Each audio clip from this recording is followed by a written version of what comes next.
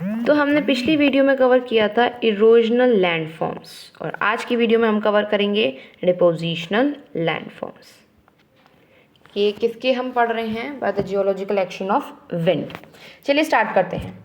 Depositional by the wind action is known as aeolian और aeolian deposition. Okay, ये हमने आपको पहले भी एक्सप्लेन किया है। हम पहले डिपोजिशनल लैंडफॉर्म के ऊपर बढ़ते हैं। तो वो पहला है आपका लोएसिस। क्या है ये? लोएसिस।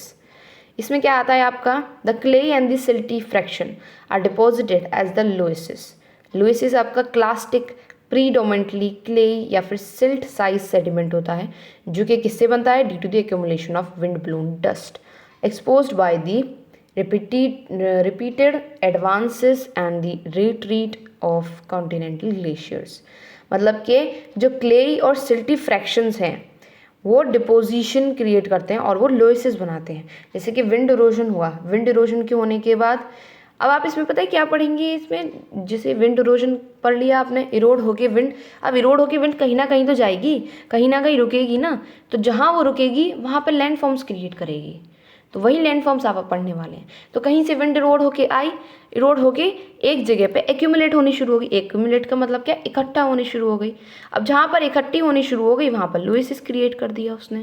तो लोएसिस क्या होता है आपका? क्लास्टिक या कह सकते हैं आप क्लेई सब्सटेंस का, क्लेई मटेरियल का सिल्ट साइज सेडिमेंट होता है, जो कि किससे बनता है? Due to the accumulation of wind blown dust या फिर कॉन्टिनेंट ग्लेशियर्स के रिट्रीट्स होने की वजह से भी बनता है। ठीक है, तो ये था आपका लोएसिस के बारे में। फिर आता है सैंड ड्यून्स के बारे में। यहाँ पर सिर्फ आप दो ही पढ़ेंगे डिपोजिशनल लैंडफॉर्म्स। ठीक है, सैंड ड्यून्स के बारे में पढ़ते तो ये 3 टाइप्स के ड्यून्स होते हैं जो कि डिपोजिशनल से बनते हैं विंड इरोजन के। तो 3 तरीके के कौन से ड्यून्स होते हैं? पहला रॉकी डेजर्ट। रॉकी डेजर्ट के अंदर क्या आता है? It consist largely of barren hard and rocky plateaus plains that have very little amount of sand like Sahara desert. तो यहाँ रॉकी डेजर्ट मतलब कि इसमें मेनली प्लेट्यूज होंगे, सैंड इतनी ज़्यादा नहीं होगी, बहुत कम अमाउंट में सैंड होगी, जैसे कि सहारा डेजर्ट है आपका। फिर आता है स्टोनी डेजर्ट। स्टोनी डेजर्ट में क्या है? इसमें स्टोन्स होंगे या रॉकी वेस्ट होगा, जैसे कि बीकानेर में है आपका। फिर आप पढ़ते हैं सैंडी डेजर्ट। सैंडी डेजर्ट आपका क्या? जिसमें सैंड ही सैंड हो और पुअर वेजिटेशन हो। बिकॉज ऑफ सैंड वेजिटेशन होगी नहीं, जैसे कि आपका पोखरन है। ठीक है, तो ये 3 तरीके के आपके डेजर्ट्स आते हैं सैंड ड्यून्स के अंदर। तो ये 2 डिपोजिशनल लैंडफॉर्म्स थे बाय विंड। अब हम आगे बढ़ते हैं इंपॉर्टेंट टॉपिक पे, that is water table and movement of ground water. इसमें क्या है आपका? 3 डिफरेंट फॉर्म्स ऑफ या different states of matter, that is solid, liquid और गैस। सॉलिड मतलब ग्लेशियर्स की फॉर्म में, लिक्विड मतलब वाटर की फॉर्म में, गैस मतलब कि वेपर्स की फॉर्म में। सारी तीनों एग्जिस्ट करती हैं हमारे अर्थ पे। ये सब कंबाइन हो जाती हैं जब ये तीनों स्टेट जब कंबाइन हो जाती हैं तो वो हाइड्रोलॉजिकल साइकिल बनाती हैं। ठीक है, and the rain water flow करता है एज अ रन ऑफ, मतलब कि हाउसेस से एज अ रन ऑफ नहीं, जो आपका स्ट्रीम्स हैं, इन सब से रिवर चैनल्स हैं, वहाँ पर क्या होता है? रेन वाटर आपका फ्लो करता है and it generates the stream, जो कि कंबाइन होके क्या बनाती है? River, and percolates down to form the ground water या फिर ग्राउंड वाटर और सब सरफेस वाटर भी कह सकते हैं। लाइक आपकी रेन हुई, ओके, बारिश हुई, बारिश होने से क्या हुआ? कहीं पर पानी जो है इकट्ठा हो गया। अब आप कुछ दिनों बाद या फिर कुछ समय बाद देखोगे तो वहाँ से जो पानी इकट्ठा हुआ था वो गायब हो जाता है। क्या होता है उसका? उस सभी का इवेपोरेशन हो जाता है? नहीं, बहुत कम इवेपोरेशन होता है, उससे ज़्यादा तो ग्राउंड वाटर में चला जाता है, पर्कुलेशन हो जाता है। पर्कुलेशन मतलब कि ग्राउंड वाटर में जाना, तो ज़्यादा से ज़्यादा पानी जो है वो पर्कुलेट हो जाता है। ठीक है, तो ये बता रहे हैं इसमें आपको। जो सोर्स है ग्राउंड वाटर का वो प्रीडोमिनेंटली क्या है? रेनफॉल या स्नोफॉल है। At the shallow depth material जो है वो सेचुरेटेड होते हैं, पोर्स होते हैं जिनके अंदर एयर भी होती है और वो कम्प्लीटली फिल्ड नहीं होते वाटर से, उनके अंदर क्या होता है? कुछ एयर होती है। तो इस जोन को हम क्या कहते हैं? Unsaturated zone, which is also known as vadose zone.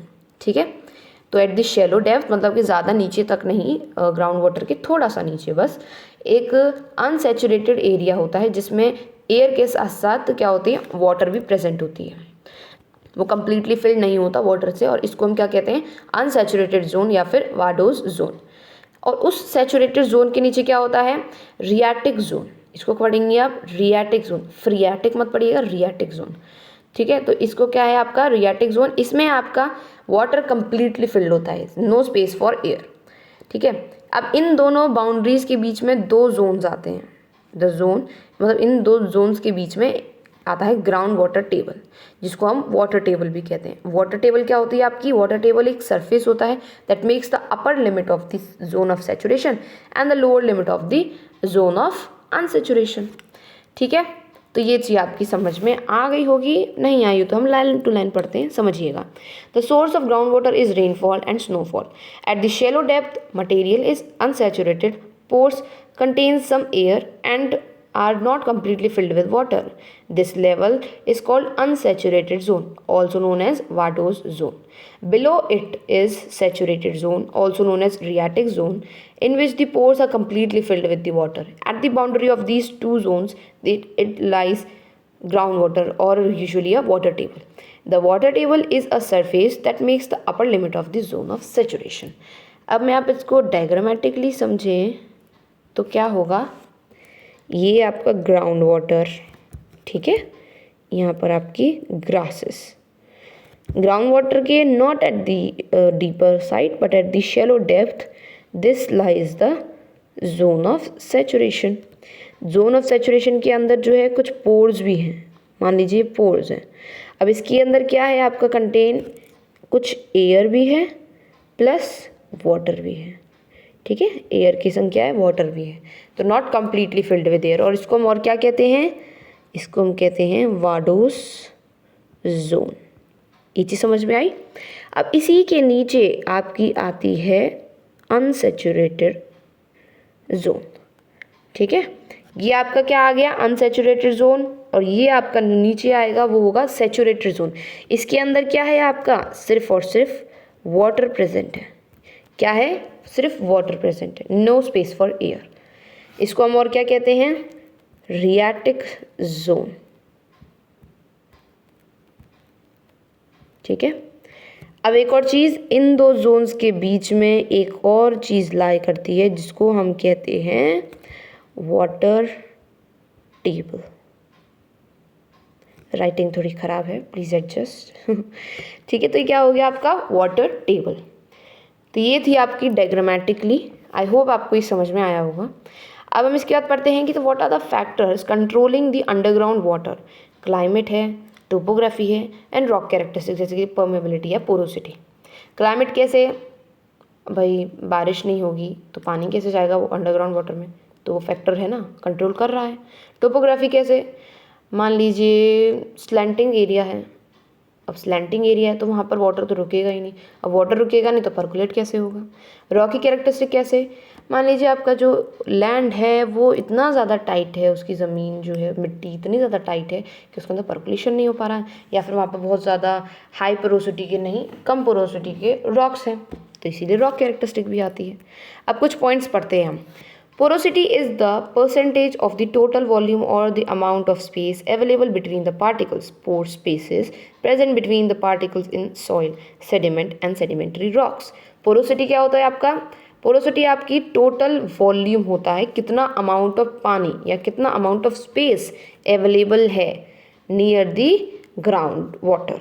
ठीक है ना, आई मीन ग्राउंड, तो आपके ग्राउंड के जस्ट नीचे कितना स्पेस अवेलेबल है फॉर द पर्कुलेशन, या कह सकते हैं फॉर द वाटर के लिए कितना स्पेस है, तो वो आपका क्या होता है पोरोसिटी। तो एक और बार पढ़ते हैं, porosity is the percentage of total volume और the amount of the space available between the particles. Pore spaces present between the particles in the soil, sediment and the sedimentary rocks. Is it clear. आगे बढ़ते हैं हम। Permeability is the property and the capacity of the earth material to transmit fluids. Permeability क्या होती है, permeability एक ऐसी property होती है जिससे जो फ्लूइड है वो ट्रांसपोर्ट हो, लाइक आपका वाटर या एनी सिल्ट या सैंडी मडी वाटर, तो उसकी परमिएबिलिटी है, मतलब कि उसकी कैपेसिटी है कि वो फ्लो कर रहा है।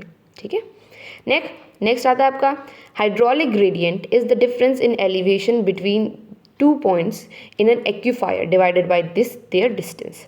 अब हाइड्रोलिक ग्रेडियंट क्या होता है, हाइड्रोलिक ग्रेडियंट वो डिफरेंस होता है जो कि एलिवेशंस के बीच में होता है between two points aquifer which is divided by the sum distance. ठीक है, तो हाइड्रोलिक ग्रेडियंट आपका क्या होता है, डिफरेंस होता है एलिवेशन में, मतलब कोई एरिया ऊंचा होगा कोई एरिया नीचा होगा तो उसमें डिफरेंस होगा। Next, impervious refers is to the permeability of rocks. Impervious का मतलब क्या होता है कि कितनी परमेबिलिटी है रॉक्स के अंदर, ठीक है। नेक्स्ट हम पढ़ते हैं, topography develops due to the action of ground water is known as karst topography. अब इसके बारे में आप बहुत अच्छे से नेक्स्ट वीडियोस में, आगे आने वाली वीडियोस में पढ़ेंगे। ये बहुत इंपॉर्टेंट टॉपिक है भी और आपका मेजर क्वेश्चन भी है फॉर द एग्जाम्स, ठीक है। तो टोपोग्राफी क्या है आपका, टोपोग्राफी जो डेवलप होती है आपकी due to the action of ground water, उसको कहते हैं कास्ट टोपोग्राफी। आज की वीडियो के लिए हम इतना ही रखते हैं। नेक्स्ट वीडियो में हम मेजर ऑफ द टॉपिक जो मुझे लगता है आपको मोस्टली आ सकता है आपके एग्जाम्स में, वो कवर करेंगे, that is erosional landforms of ground water, ठीक है। So this is all for today's video. Thank you for watching this video.